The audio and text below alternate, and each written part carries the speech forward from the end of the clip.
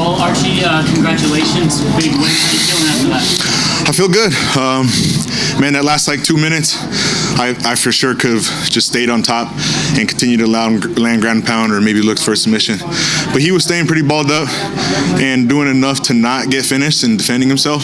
So I wanted to not give him a chance to win the fight, but give myself a chance to get the finish. So I let us back up on our feet. I was trying to look for that finish in that last minute and a half, 2 minutes. And man, I had him. I landed some good shots, rocked him, put him down, had him falling against the cage with some good shots. But he just managed to keep himself alive enough that the ref didn't pull me off. So, hat to him. But yeah, I'm just at the tip of my iceberg, and I'm just getting there.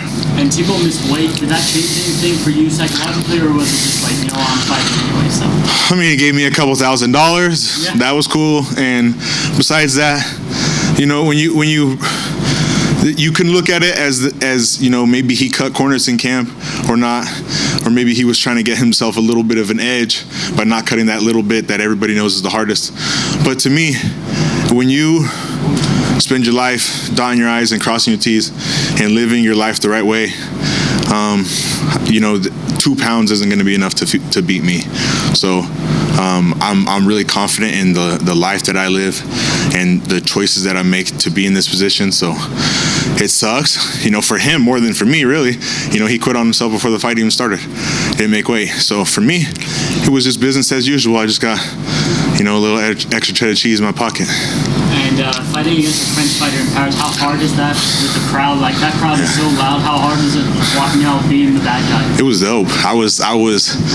It was cooler than had I just gone out there and they just cheered for him and did nothing for me.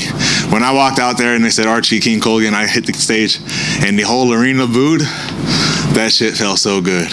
It would feel good also to be out there and them cheering for me, but hitting the stage and those guys booing me, I was like, fuck yeah, we're here. We're in this. This guy wants to beat me. These guys want to see me lose. That's just not going to happen.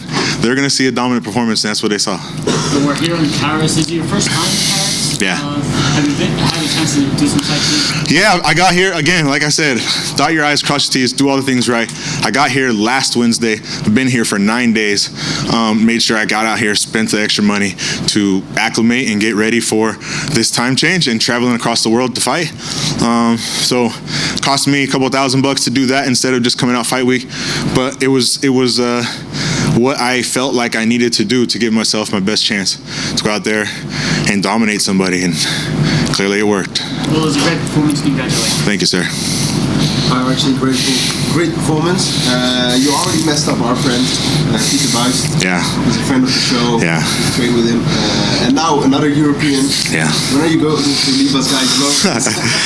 These Americans. These guys just want me, man. These guys, I don't have nothing against the European guys, but they signed the contract. They think they could beat me, so I got to prove that they can't. I've beaten plenty of Americans as well.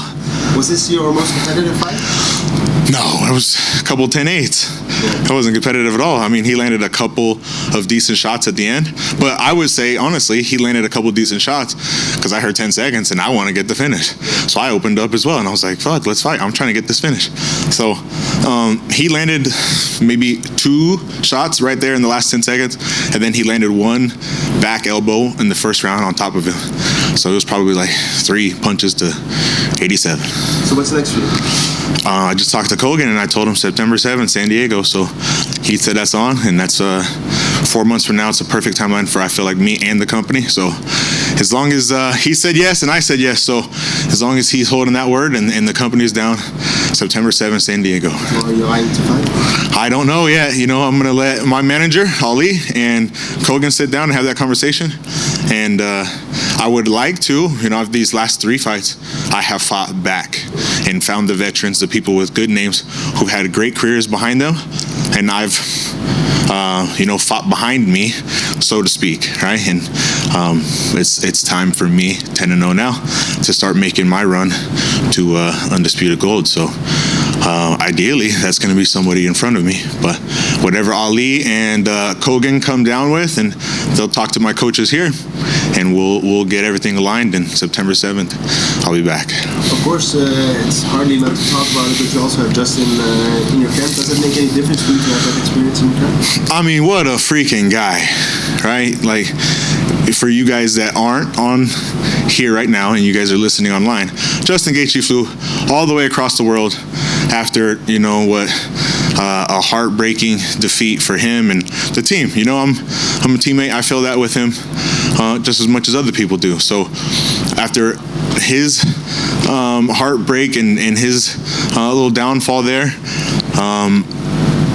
5 weeks later, he's traveling across the world, not as a corner, not like he had to be here. He was not a corner. He came out here as a teammate, a friend, a brother, spent his own money to come out here, thousands of dollars out of his own pocket.